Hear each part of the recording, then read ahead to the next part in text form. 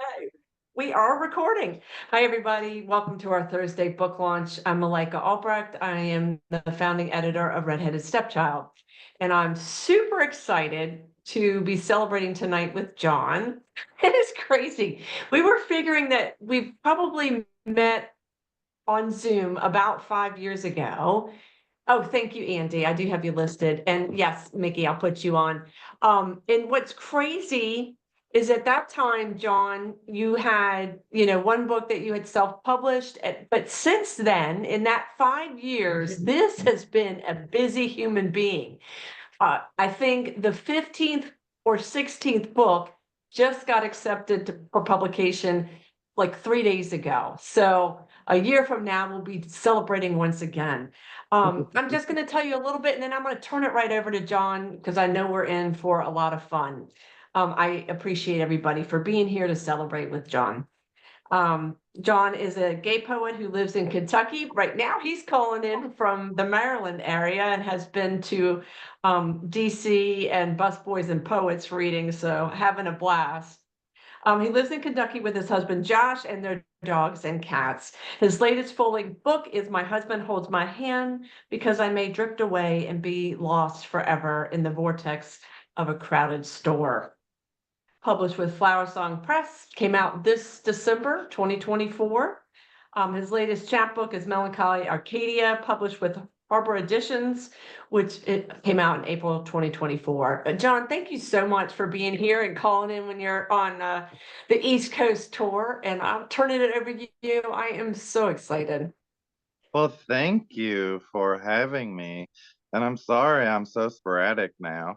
Um, but yes, so I'm honored to be here with everyone. I've been doing so I don't get to travel much and I don't get to do open mics in-person readings. So I've been doing that when I'm here and it's very addictive and I'm loving it. But today is y'all's day. Um so and also Mickey, I met Mickey. So Mickey, not, yeah, and so they're spectacular, and I'm glad she's gonna be reading Love, and I'm gonna make her talk about herself when she does it. So I hope that's okay. Well, anyhow, I'm gonna read from my new book. My husband holds my hand because I may drift away and be lost forever in a vortex of a crowded store. If you don't have it, I have copies. You can buy copies from me. It's $21, which includes the shipping and handling and all that glorious stuff. And yeah, unfortunately, shipping's like $5 freaking now. It's ridiculous. So yeah. Oh, also, how much time do I have? Because I'm special and forget. You are going to do great. 20 minutes is it the Oh, average as well as this kind oh, of guideline. I can do 20 minutes. I just didn't want to like go over it and then you be like, shut up already. Okay. Tommy's so sweet. He set a timer for me. Oh, and so anyhow, I'm gonna read. If you know me, I talk way too much. So I'm gonna start off with the first two poems in the book. High school was a zoo. Dark corners and small black tables were my nesting ground. I found devotion in the margins of my notebooks, learning each poem like a new sibling.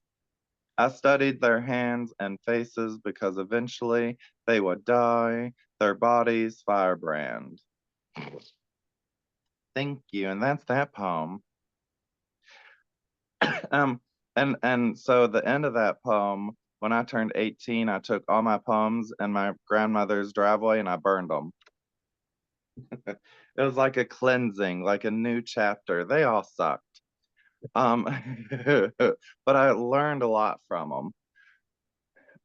So the second, oh, and I want to do something, and I know it goes against all of Zoom things. I want everyone to unmute.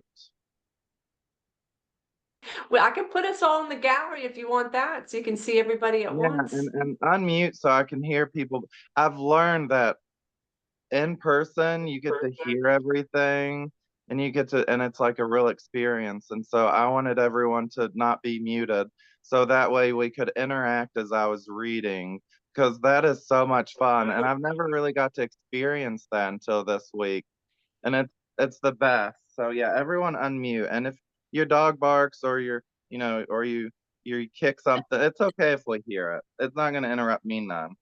But that is the best thing. I'm addicted to that now. Um, See that. all Oh right, my. and this one is like a continuation. High school was also a hunting ground. Poachers with their rifles, they never killed but maimed. The enjoyment was tracking their prey. One day, 3 students threatened to tie me to a bumper with rope and drag me until I was roadkill. I could only imagine how long it would have taken, my blood slick like oil, the pavement having held an honor. It was dark, their threat muddied by a man talking on the television.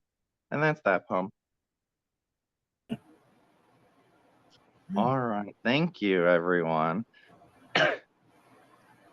Um, but if I lived up here in this area or in the city in general, I would literally be at an open mic once or twice a day. I would just live at open mics. Ah, they're so fun. All right, so this next one is titled Third Person.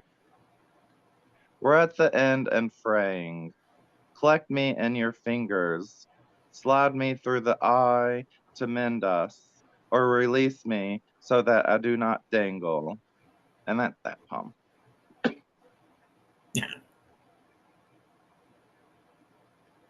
All right. And I never select any poems. I just go through and find them.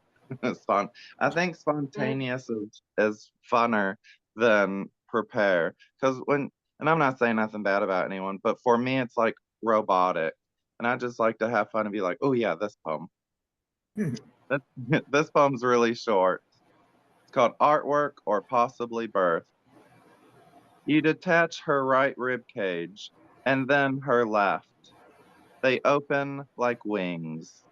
And that's that poem.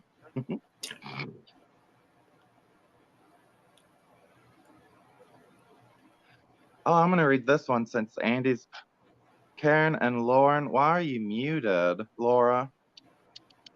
I'm muted because Okay. I'm laughing so much. I It's might okay, interrupt you so laugh, much because I'm like laugh, laugh. making comments in my head, but I think they're coming out of my mouth. Anyway, Oh, but that I want to hear you laugh and respond because it's so much fun. It's more real. But anyhow, so Tommy's laptop, like right when we started, his headphones decided they weren't gonna do right anymore. So I could hear everything on his laptop, and it was like mine, his, mine, his, mine, his. I couldn't do it stop. So I had to shut my laptop.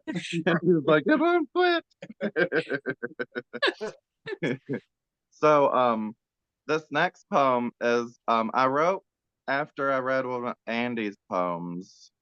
Andy, my friend Andy. Yeah, you Andy down there. yeah, me. So it's called Lifeline. I wear your cancer around my neck like a pendulum. Your swaying of time rests on my chest. So far, the rhythm keeps up with my heart, and your life sits comfortably, waiting for the wasps to crawl from their larvae. And that's that poem.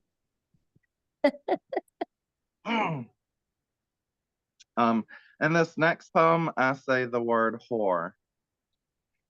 Um, Trigger warning. if you want it to be. Oh, I thought it was the title. No, it's title. I miss. You hot. That would work. It could. The title runs into the poem. I tattoo miss you sleeping across each eyelid, fingering tiny sweat beads to the side. They sit there and touch your body like little whores you fuck with.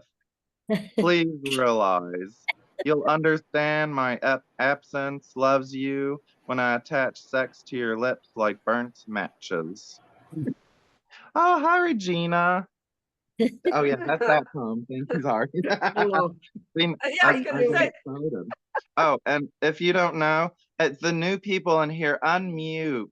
Be one with the reading. I've been doing open mics in person and I'm obsessed. So yeah, let us hear you. So be Let one us with the hear you horse. breathe Be and one laugh with the and go, reading. I oh, love or yuck or whatever. Um, it's the best thing. And so I was like, you know what? I'm gonna do Zoom. I'm gonna tell everyone to unmute so it can be like a real in-person reading. Okay, thank you. So let's see. Oh, here's a little one. We've built lies out of scrap metal.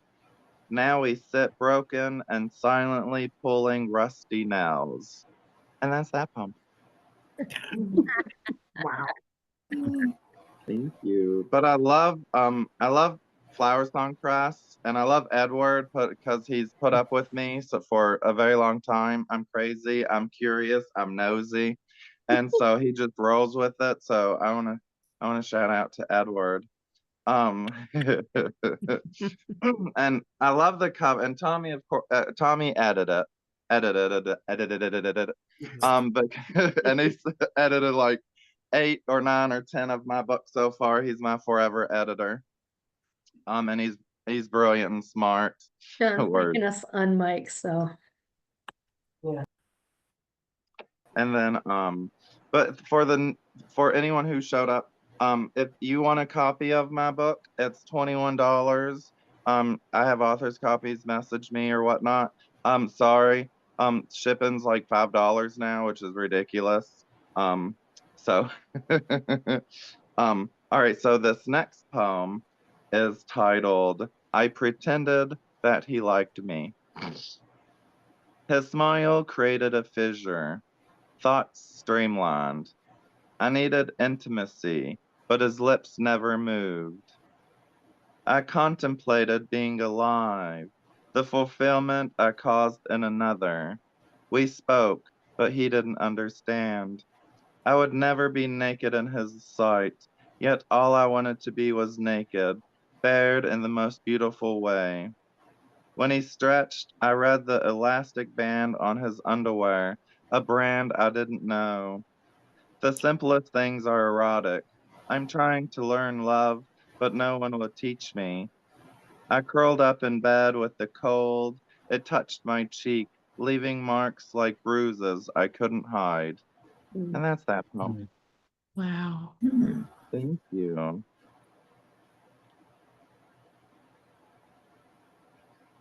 Sorry, I just seen who all showed up as I started reading. I want to see everyone. All right, so here's one. The title is to a young poet, but it doesn't mean like to a young person. It means to like a newer poet. So it's called To a Young Poet. Let your poems be fingertips that maneuver from their eyes to their mouth and sit on their lips. Make them recite poetry they could never fathom. And that's that poem.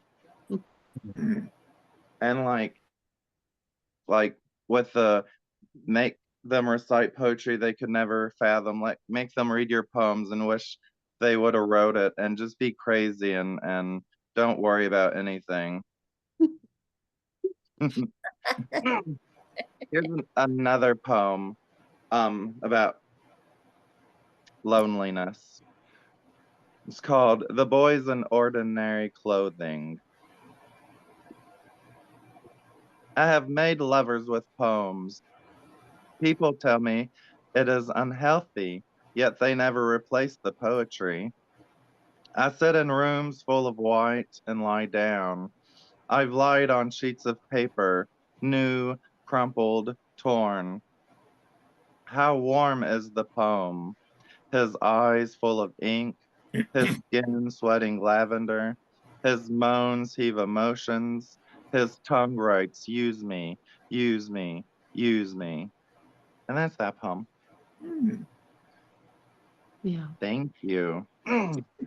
Now, my next poem is a rebellious poem, and it's called Paper Cut Society.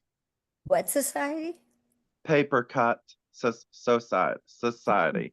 Let me get a drink of water so I can talk proper.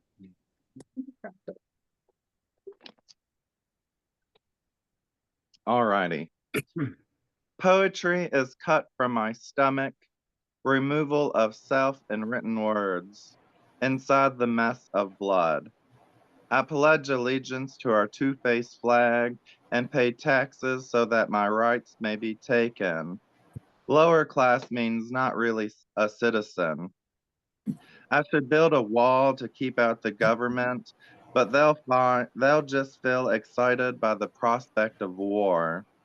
I love you means the water heater has broken again, and you're the only one who can fix it. While president means fuck you, you're too poor. I am a believer of oh God, but not dear God or please God, but occasionally I'll believe in God help me with sarcasm. And that's that poem. Wow. Thank Wow. you. Dropping bars. I love you. The first time, and you can see in the video, if you've seen the video, the first time I read in person, I said my book was $15.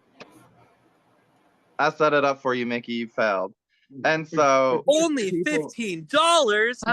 Can't afford not to buy one. and I thought I did something wrong, and I was so nervous and scared. I was like, oh my God. But then I found out that's what everyone does, and it's part of it. But I just was like, oh my God, I done fucked up. So this one's like a love poem, and it's called Surrealism and Manipulation of the Eye. You are a rebellious lithographic lover with frayed edges that tear at the slightest touch. And your blackest ink fades into my skin. The residue announces our bed is made of wishbone. We steal the rings of Saturn to wear them as holy things. Our darkest corners are alive. And that's that poem.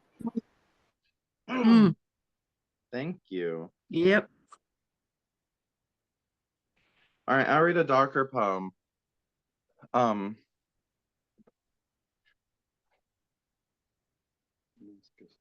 It's called Mascus. And I know what the word is, but I have trouble pronouncing it. So I had Tommy say it to me real fast so I could repeat it. Sometimes I pretend I'm a paper airplane when the boys touch me. I fold at all my ligaments, sharp and crisp, and wing myself free. So I land back in bed with remnants of dirtier boys, with sadistic cum stains outlining bodies. And that's that poem. And thank you, Regina. Well, I saw you on the stage Yeah? being a superstar. Bus thank Boys you. and Bruce, right? Yeah. Yes. Yeah. It's very addictive. I'm Yeah. obsessed. I wish I could take one back with me. The whole restaurant Right. place. Just Yeah. set it next to my house. Awesome. And I met oh, I'm gonna butcher your name. Is it Kenyatta? Well, did I pronounce it right? Yes, that's right. Yeah, I met them at an open mic, and so now we're friends, and I get to talk to them all the time now. Hi, everyone. Hi, Kenyatta. And they're a phenomenal poet. So this next poem I'm going to read is so I used to be bulimirexic, and I was like really, really skinny, and then I went to like voluptuous. And so but when you're like I was like 60 pounds, and now I'm like 200 and some odd pounds, and it took me a long time to process that. So I wrote this poem as like as like an okayness. It's called Learning to Love My New Body. A wet temple. Exploration goes almost mute.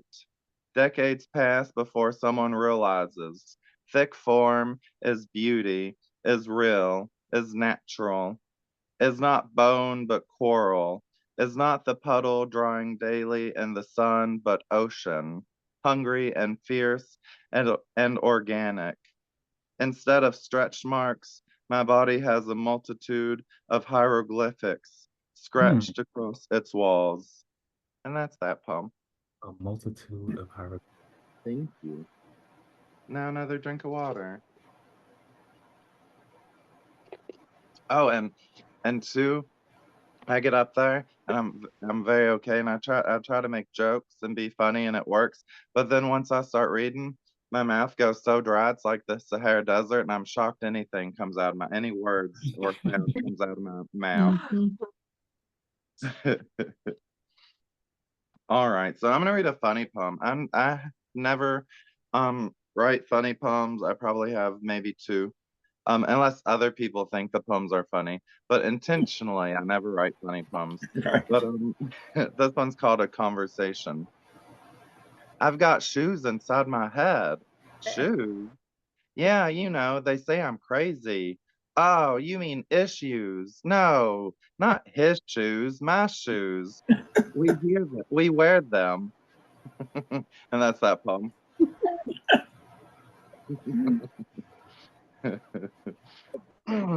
So, oh, this poem, so Fanny Howe, I don't know if anyone knows Fanny Howe. She's a spectacular poet and I love her.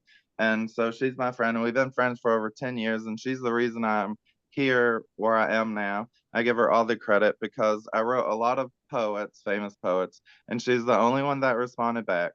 And so I would share poems with her. But what I didn't know she was doing was making a packet of my poems. And then she sent them to Bill Corbett, who is the publisher of Presswafer, and he published my first book. So, but I wrote this, yeah.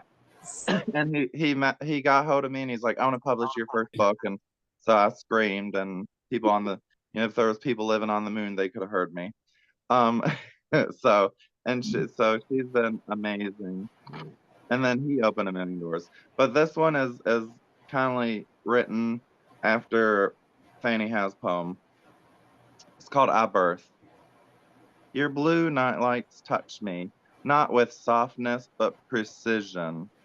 They cut that edge of fear, so I sleep, not with nightmares, but with bones that form your body, muscles that I can feel tighten, and blood which smears us conjoined. And that's that poem. Mm. I'll read one more little bitty poem because we've got 1 minute left. Okay, this one. So I'm obsessed with the Mad Hatter from Alice in Wonderland. Nice. Love him. So I wrote this little goofy poem. I play with the Hatter, mad. We drink tea, play sane, and spoon. And that's that. So yeah, thank you everyone. Message me, Nice. add me if you're not. But yeah, and I have lots of books if everyone wants one, if you don't have one.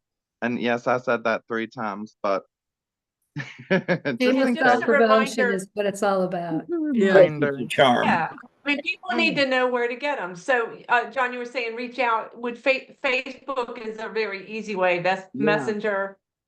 Yeah, on Facebook, yeah, I'm Poet John Compton if you're not following me. Or you can type in Poet John Compton. It brings me up. Instagram, Poet_John Compton. But yeah, message me, and to everyone, even when I'm with whom I'm friends with, I love talking. So if you're ever bored, I'm always available. You have a link tree, right? Yeah, I got a link tree too. He's a liar. He's not always available to talk. I know. Well, sometimes lately so I'm good. very tired. Sometimes lately I'm just exhausted. But I get to go to the doctor in May and get an MRI, and hopefully we discover what's going on with me.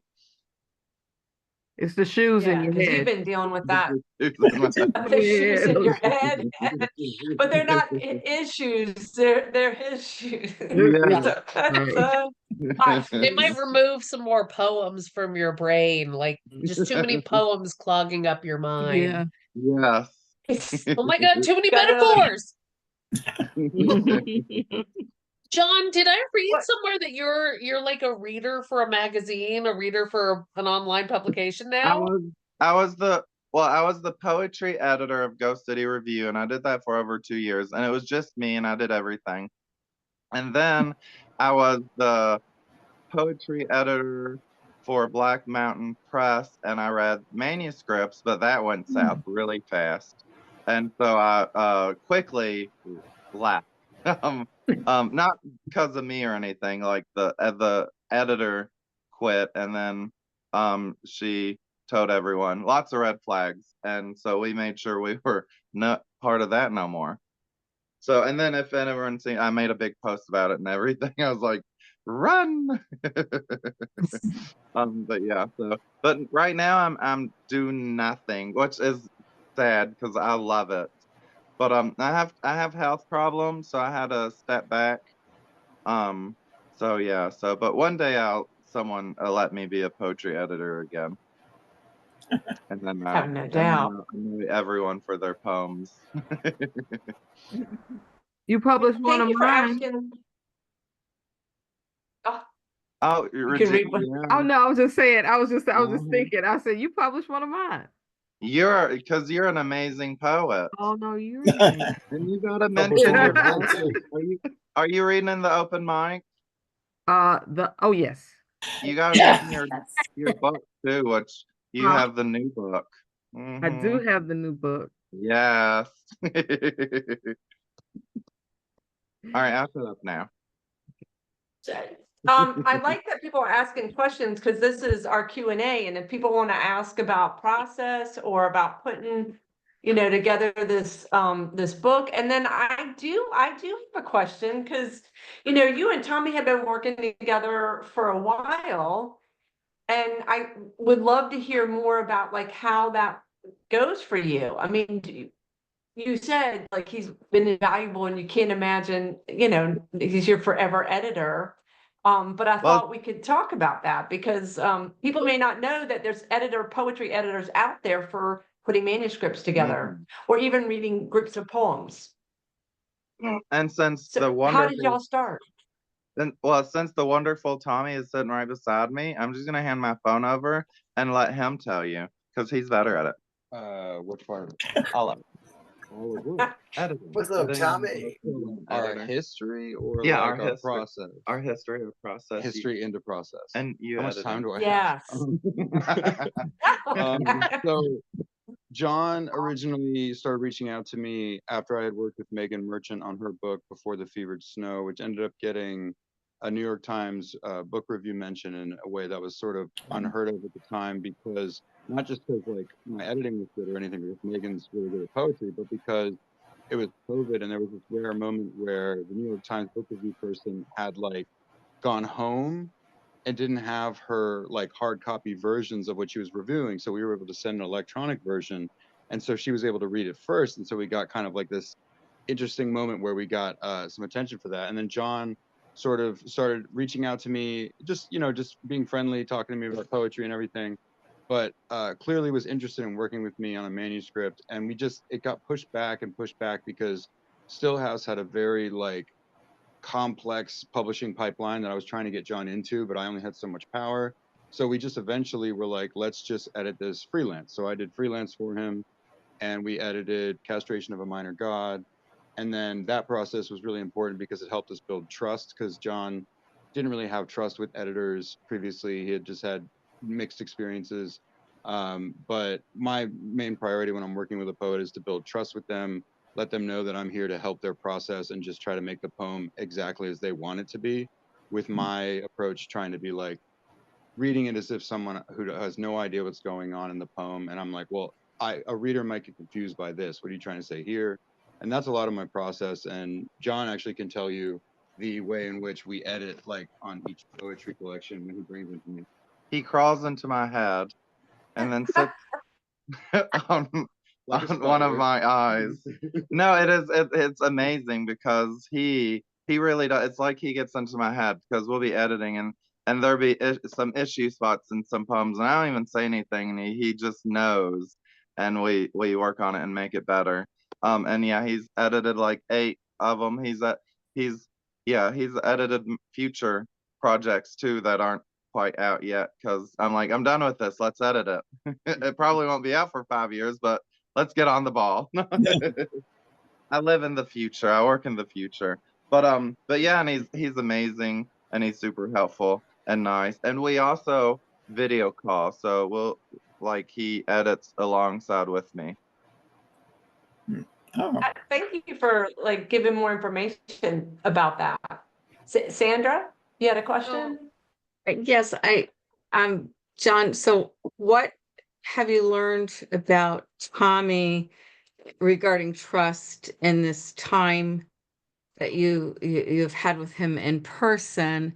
And what have you learned about yourself as a writer, as you've collaborated in person? Because there really is a difference when you're with someone in person. And I really do commend you for the wonderful relationships that you really have established online, because they are genuine, what you've established online. I mean, I adore you and I still haven't met you in person, but that'll happen. Soon, But soon. soon. But I do know that there really is a difference. So can you kind of elaborate a little more on what else has happened in this last little over week Oh, we between the haven't two of you and what you've learned about yourself as well? we haven't done poetry, nothing this past week. Well, mostly open mics. Yeah, Open we've been mics. going to open mics and he's been showing me around to things I've never experienced before.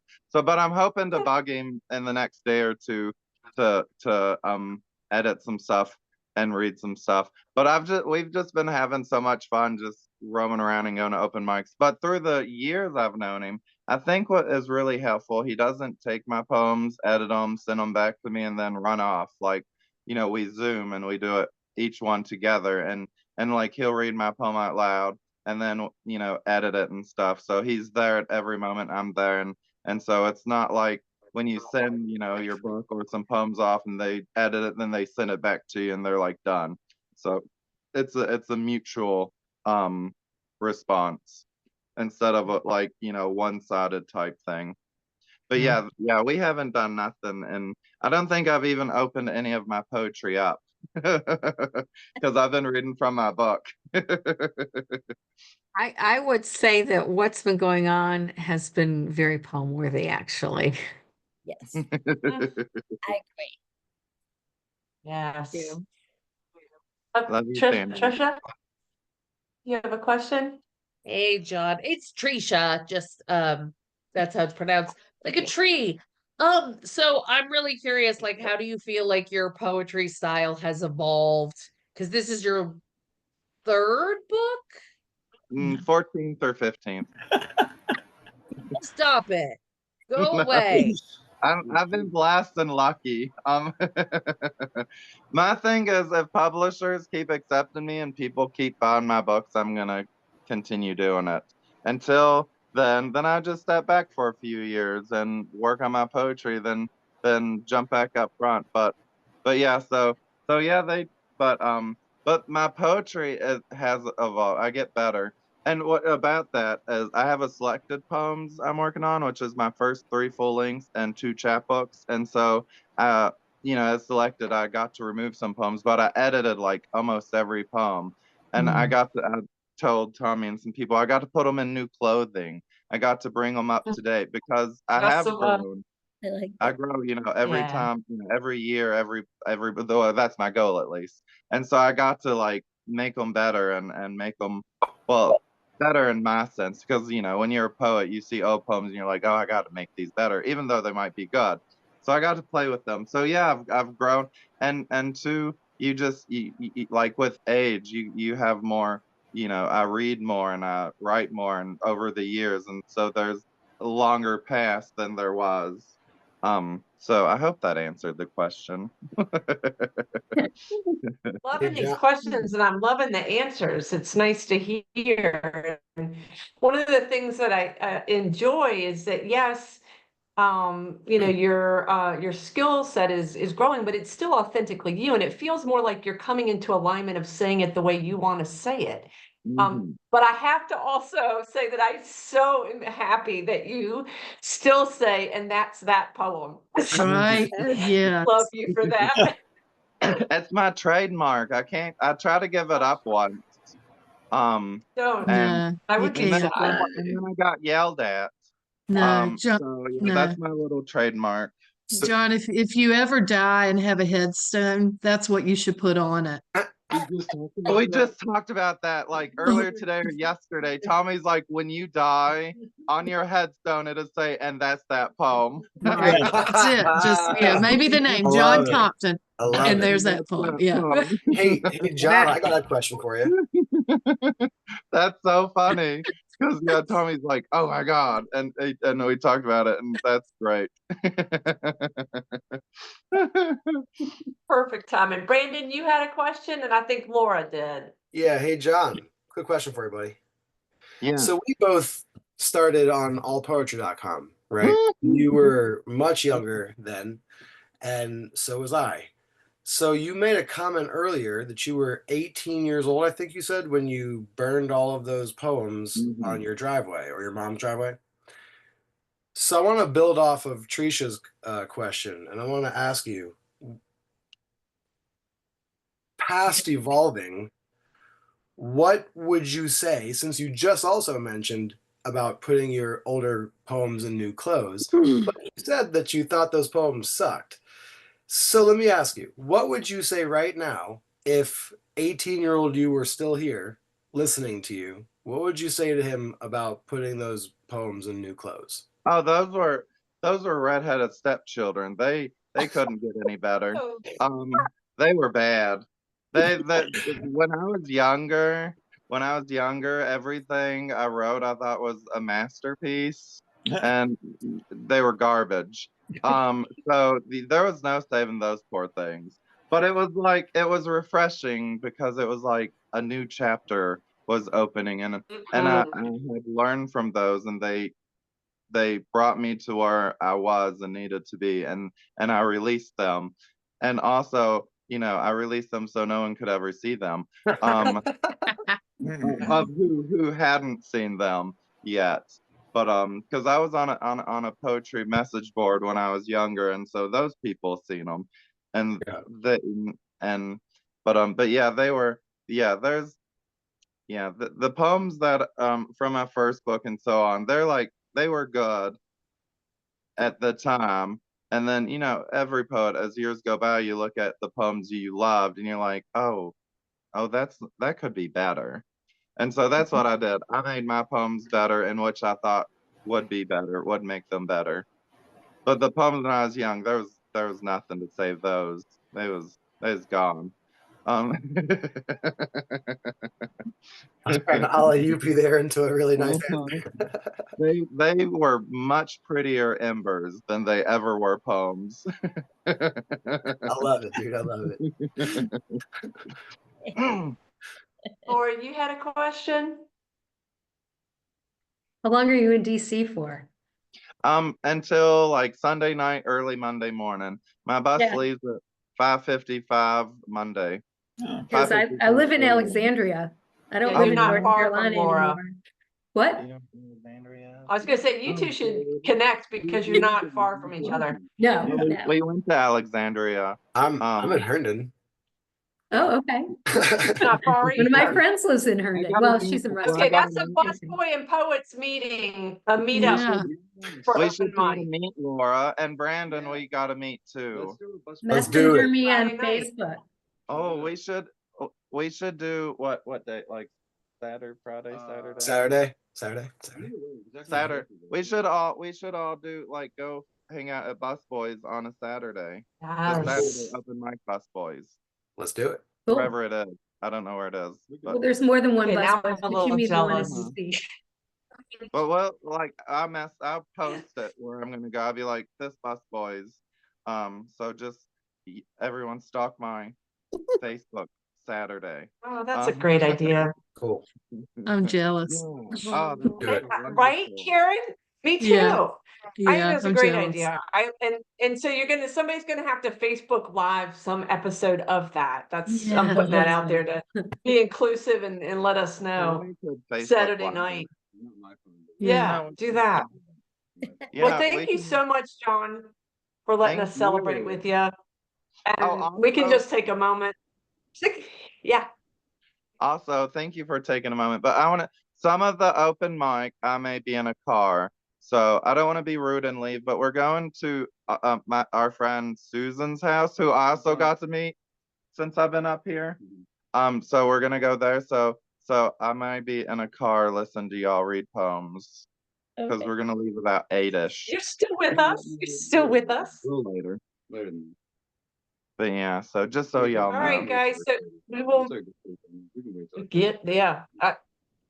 I'm gonna move to open mic and I'm just gonna read down the list. If for any reason I forget your name or you have changed your mind and want to read, let me know and we'll keep on going.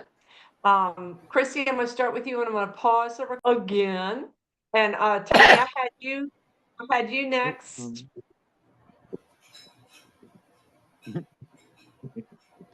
See, hey Tommy. There we go. How are we doing? Let me just go ahead and pull one up. I had a couple in mind. I think I've got one here. There we go. All right. I can't read Keith. To get mad at me. I had this one poem written about a person named Keith, and I was kind of crazy, and the poem is about him. I was like, "This is being recorded. Better not read about it." Yeah. So I have an Ars Poetica I can do. It's titled "Every Castle Was Built for a Reason." Poetry is a substance. Watch the images sizzle into sound. Surrounding the modern ear is doubt. Convince the water to trickle abruptly down the mountainside. Convince the sun to smile back. Hard enough when the fire burns the hand, when the air steals the water from the skin, and I am on the cusp of nothing, constantly finding that new is wrong, but the fire gives light to the words that still breathe upon the page. I can't seem to understand them half the time. I do my best to try, but much of this feels to me more like a channeling of some voice far more distant from mine, some other body's language appearing on the page. I'm just here to match idea to syntax, word to symbol, and I feel rather worthless in the end. Good thing I was here to hear and not doubt the genesis of eruption, but rather foster it into a sort of harvest, each day a kind of reaping that leads to other spaces, other voices, places, and colors I've never seen. In the uncovering is the discovery of a short-lived relief from the feeling that life is always after me when I know it isn't. Life rightly doesn't care. In the space between poem and poet is the hurt. Translate. Find a way to make it real, real as it felt when it happened or when it felt like it happened even if it didn't. Cast light like water from a bucket over shadow when you write a poem. Watch the light escape the shadow's hold. Watch the water dry. And that's That's perfect. Oh, that is awesome. I want to remind people to check the comments section because there's lots of things in there for people that have read. And Tommy, don't, go ahead and look at that because I don't want you to miss it. Thank you. And Karen, I'm coming to you, my beautiful co-host who always catches my slack. I don't know about that, but I try. Okay. In stationary dreams, I could be lost and found. But this is my springtime swaying, awaying the fruit from the flower, the boom from the bloom, with these semicolon eyes of mine rolling dies, wishing that snake eyes had any other monikers. A wink is such the blink of an eye. In any other life, this scribbling into morning might welcome caesura, between sleeps deep and wakings rising up. Monday to do's or singing the blues. Blank pages for fools and for sages, or white birds in white sky, the parents of poem lighting in fruit trees and flowers, fleetingly singing with my father, so long passed away. His swan song always, several ways to vanish, the simple truth. And anything I ever really mean is about a scattering of seed, a hoping for any kind of a planting of a house that maybe might grow up into a home for any, not only always a child, so to speak.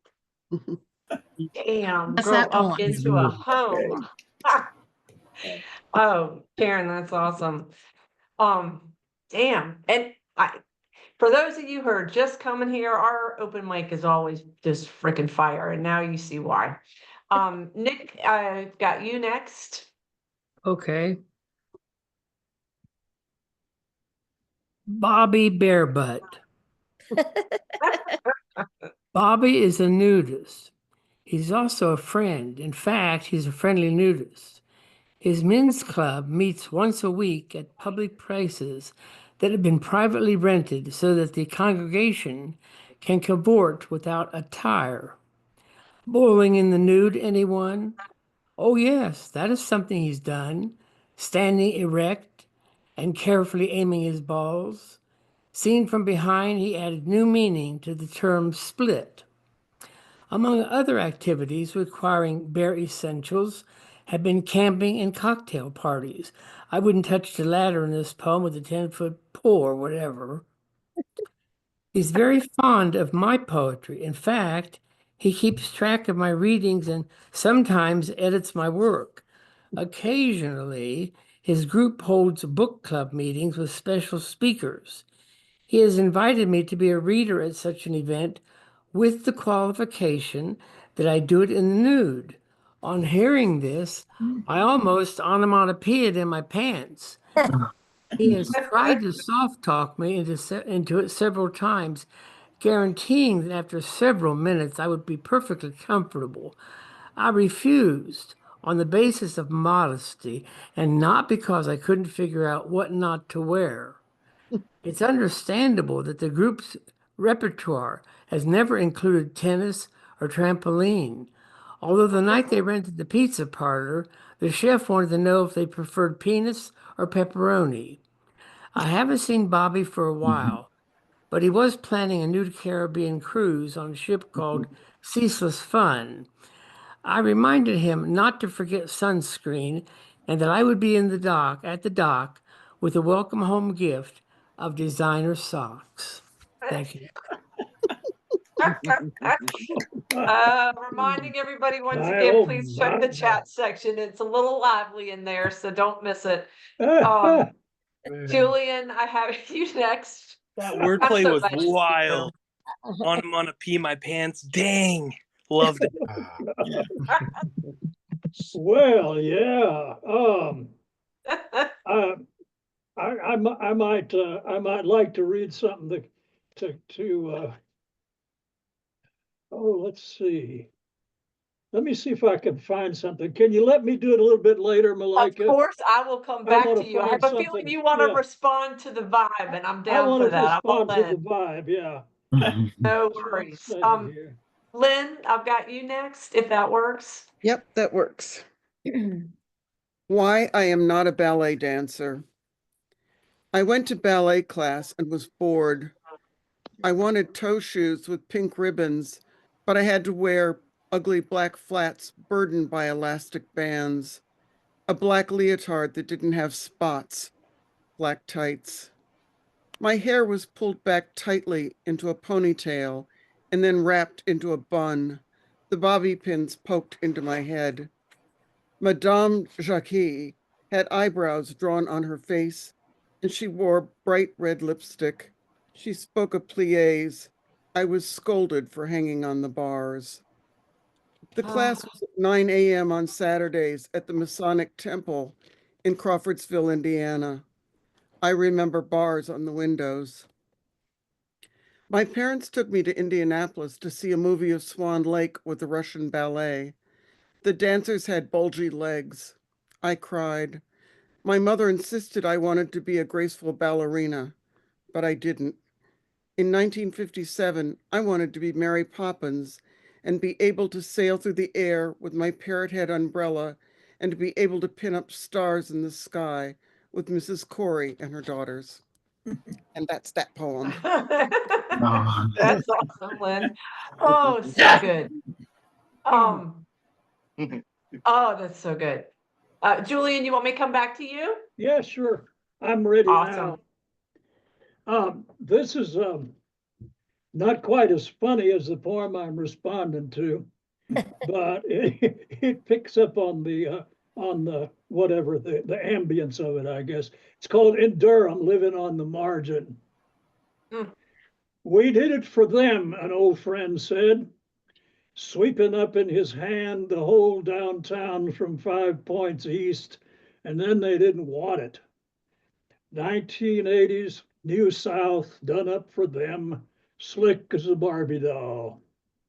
I looked down spotless sidewalks, past Bankerly storefronts, to where the old Rialto Theater used to be, remembered the good dirty flicks, shopping for graduate school furniture at Goodwill down the block, having nothing but richer than those across the tracks, waiting for Goodwill to drive by on Pettigrew Street. Remembered riot squads on parade, 1967 summer nights. We stayed indoors in that hot twilight, fearful of them. I wish I was in the land of cotton, hanging relentless in the air like a bilious effigy of Jesse Helms, and how spring followed winter with voter drives, and a woman who got in my car looking as if she could cut my throat if I gave her a reason. I should have had a big bronze cigar like James B. Humanist Philanthropist Duke to smoke over Eldridge Cleaver in the dope shop. Remembered the rich field house stink, long, easy Southern football Saturdays, when at halftime, long rows of Southern dicks pissed in unison down a trough in the floor, while up above the Goodyear blimp stood firm. Oh, yes, Julian. Yeah, you found the right one. Good work. Good work. That's awesome. I have Cal next. Okay.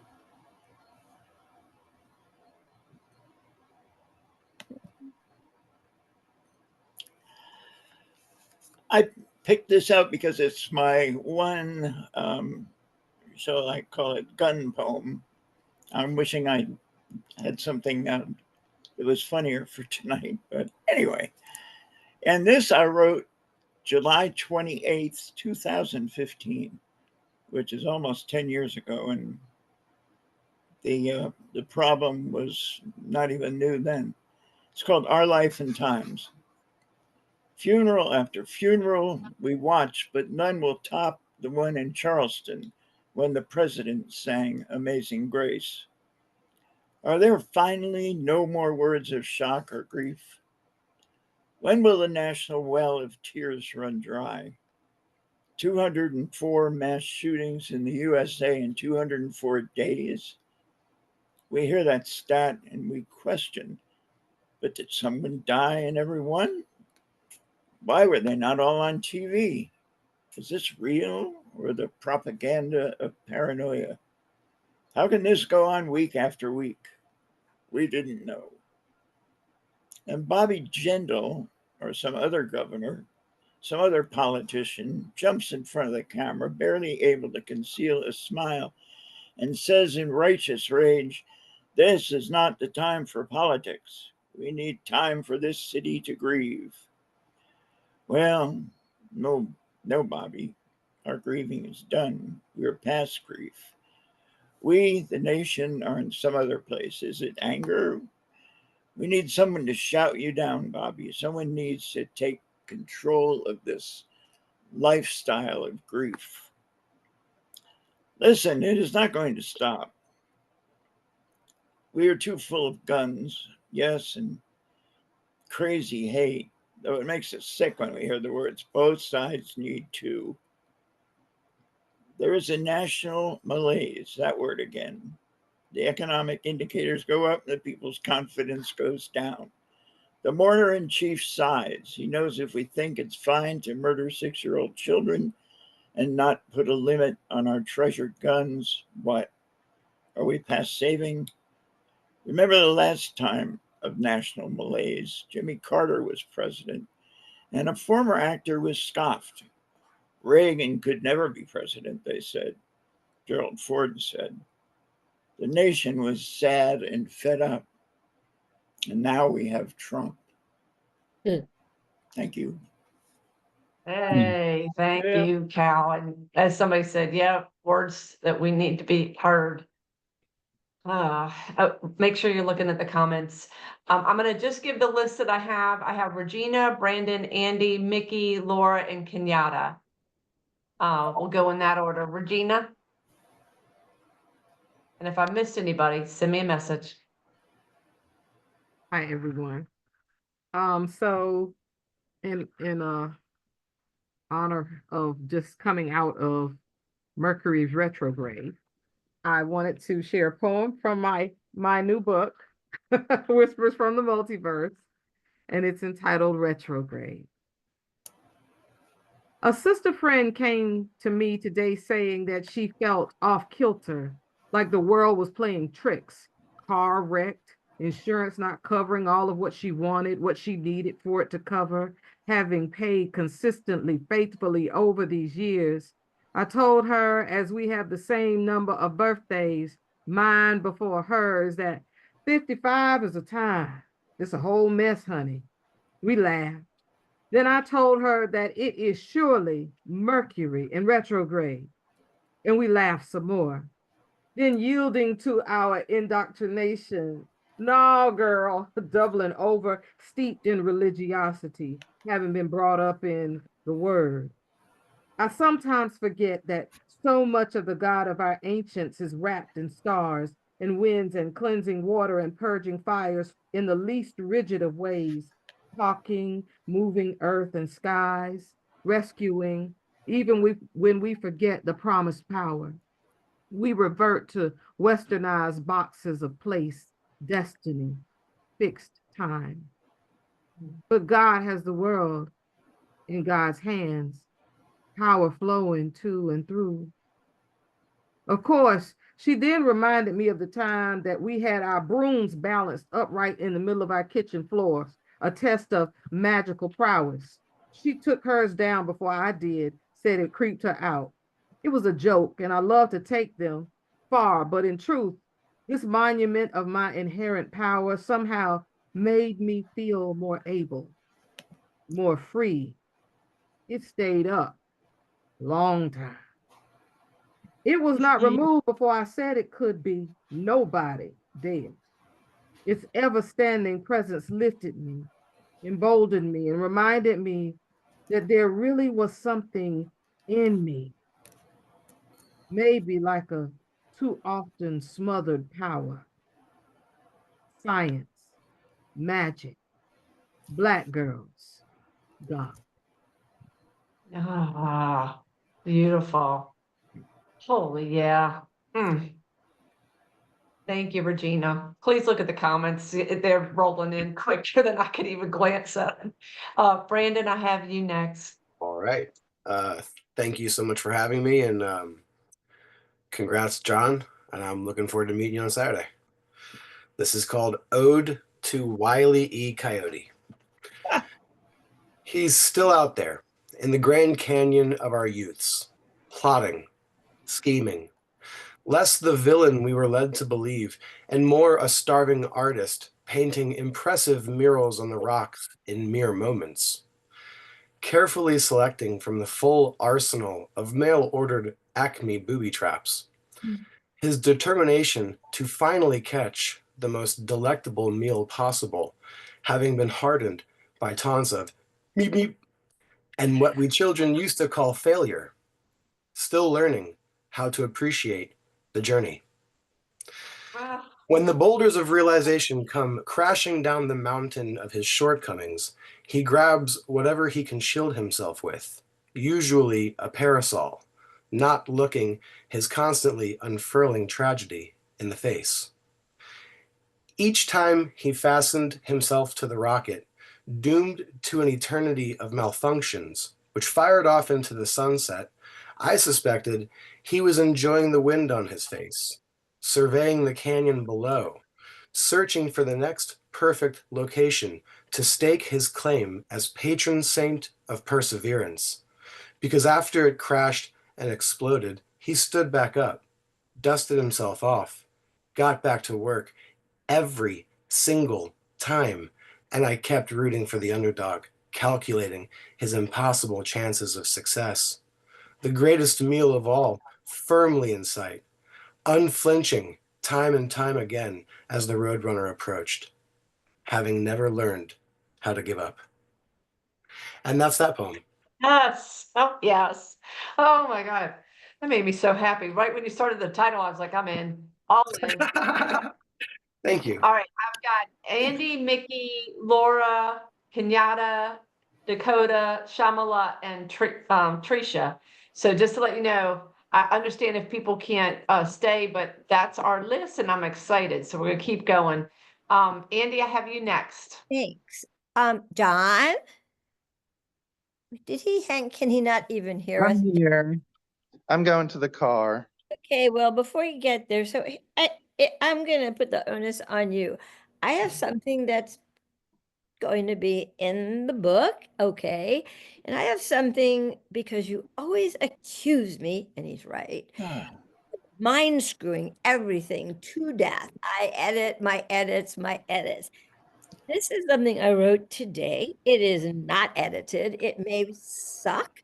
However, I wondered which you would choose for me to read.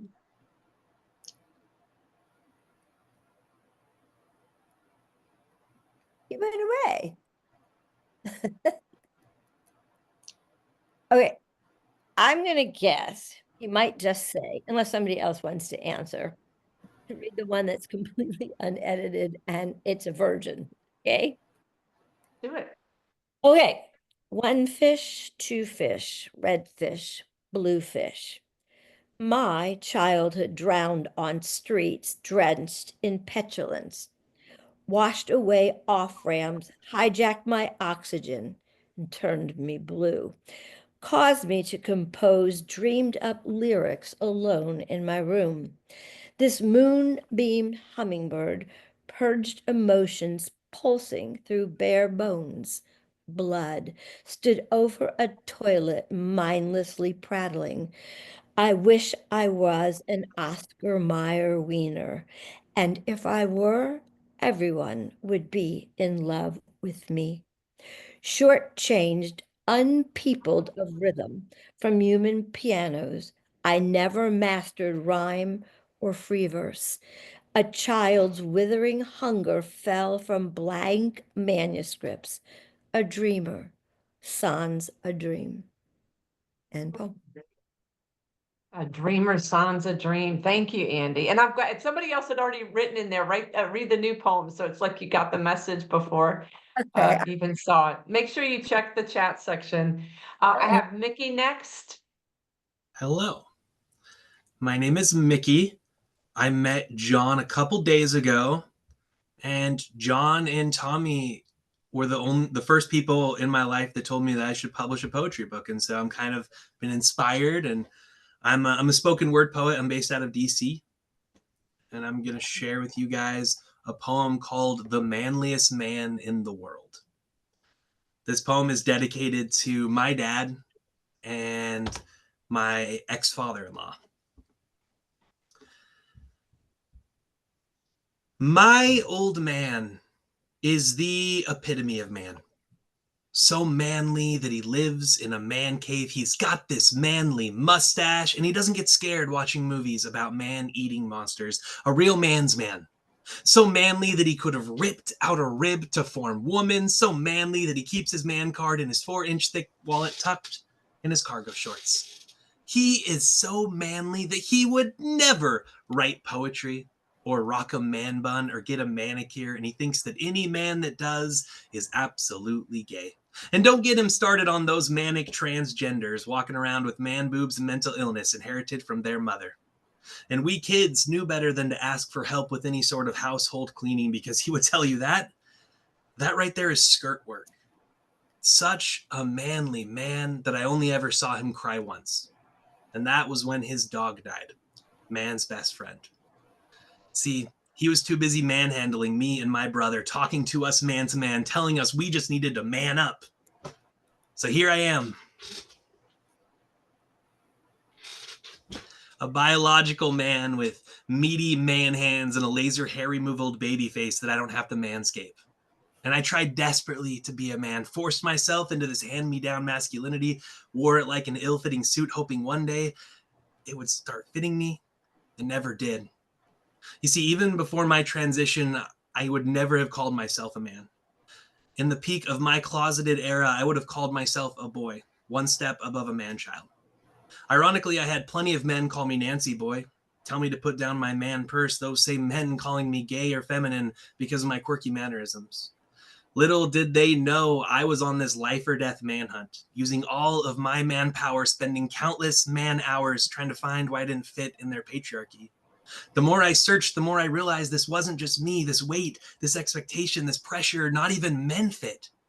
So I guess I'm just out here trying to manspread a message that maybe we got this whole man thing backwards.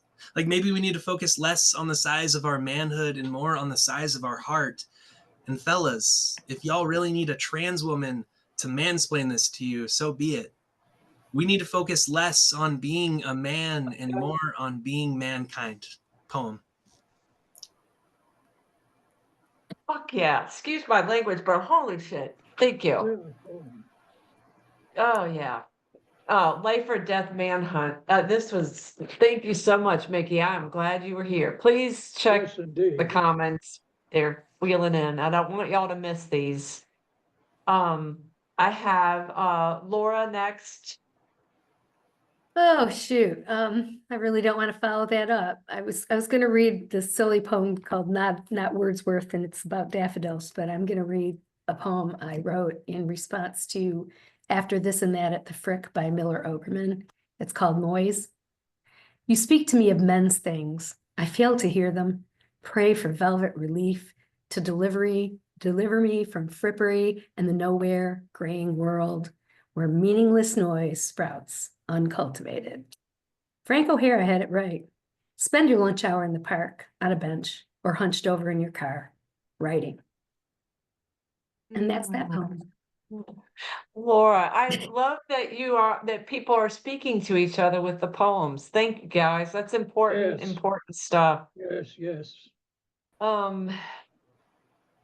Kenyatta, I have you next. Good evening, everyone. I'm also a poet based out of DC. This poem is entitled Into the Darkness. Alongside darkness lives fear, anguish, and despair. The shadow realm is their playground and I, their puppet, strung up for all to see.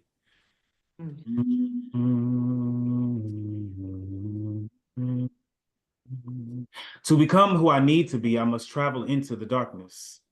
I wasn't given a flashlight. Apparently, I don't need a flash of light, but I need to be the brightness that lights my way.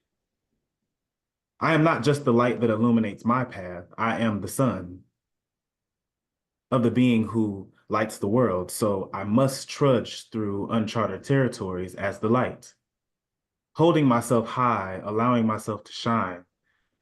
This is bigger than me. I light the way so that others can see. Into the darkness I go. No flashlight to hold. I don't need a flash of light because that I am, light, illuminating my path to freedom, brightening the world with each step. Poem. This is bigger than me. Yeah, I am the light. Thank you, Kenyatta. I don't know how we do it every week that for 5 years now, I walk away going, who the hell are these people writing their asses off? Dakota, I have you, and then I have Shamala and then Trisha. And that's, if I've missed anybody, you gotta let me know. Hello. I'm gonna read a short poem, so I'm sorry I'm not writing my ass off, but Hey, I don't know. Short's hard. yeah, I had to read a short one because I lost my glasses, sadly. Oh no. But the poem's title is The Orange Man. The Orange Man takes the rights. The Orange Man feasts on fear. The United States, no. The United Orange States are what it is. Wars are happening and lives are destroyed. Promises are broken. Do you want to be in the land of the free? That's funny. It's in the past now. Now you have to walk out scared if the Orange Man is out. In Oh, the past now. That says everything it needs to say. Dakota. Thank you. Shamala?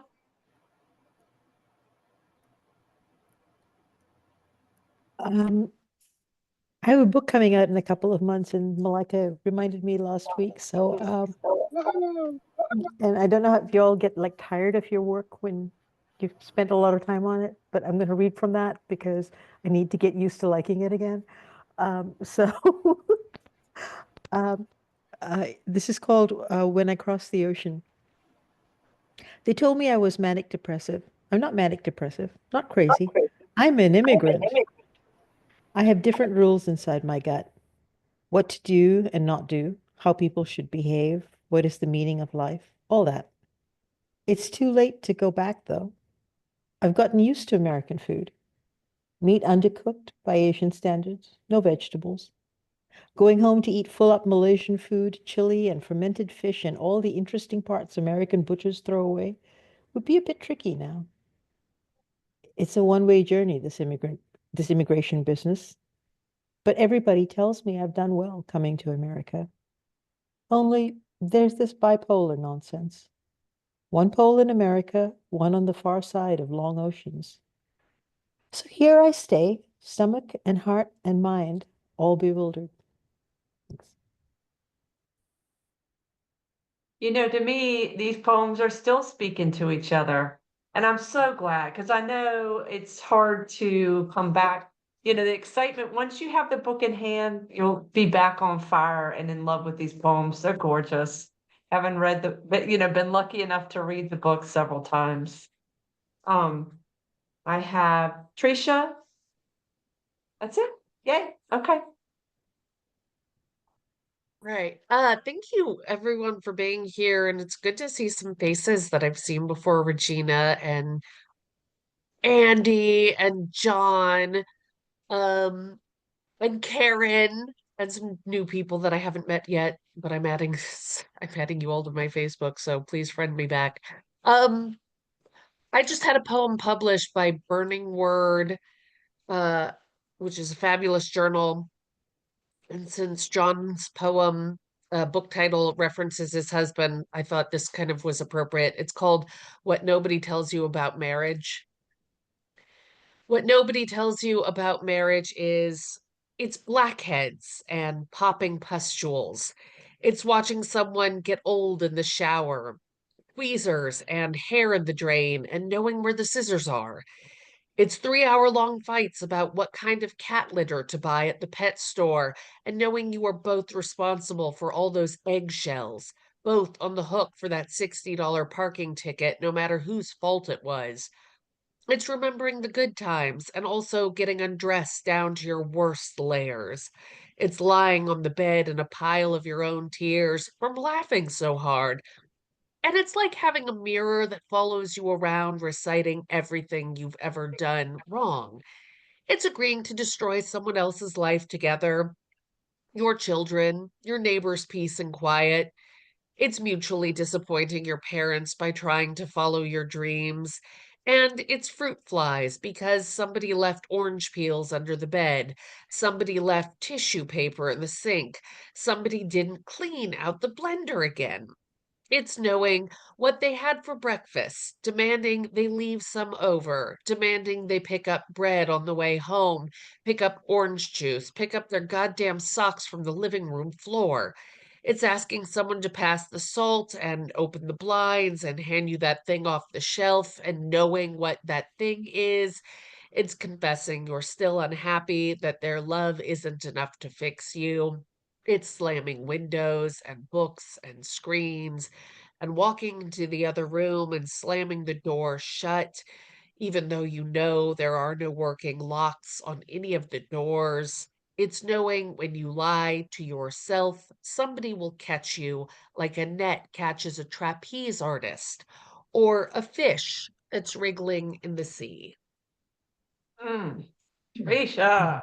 Yes. May I say Uh, something else? That's great. yeah, jump in, John. Your scissor part made me chuckle because, like, before I came to Maryland, like a couple days before, me and my husband Josh spent like an hour looking for the scissors. Yeah. So, Tricia, I'm gonna give you a minute to look at your comments as we Oh, wrap thank up, because you. I don't want to Oh. stop recording and have you miss out on that. I want to thank everybody for coming tonight. John, thank you for letting us celebrate your newest book, and congratulations on the upcoming one. It was really good to be in y'all's good company. And Tricia, if you can cut and paste, I'll give you a moment to do that because I don't want you to miss the comments. Good. All right, guys. Be well. I'll see you next week. Bye.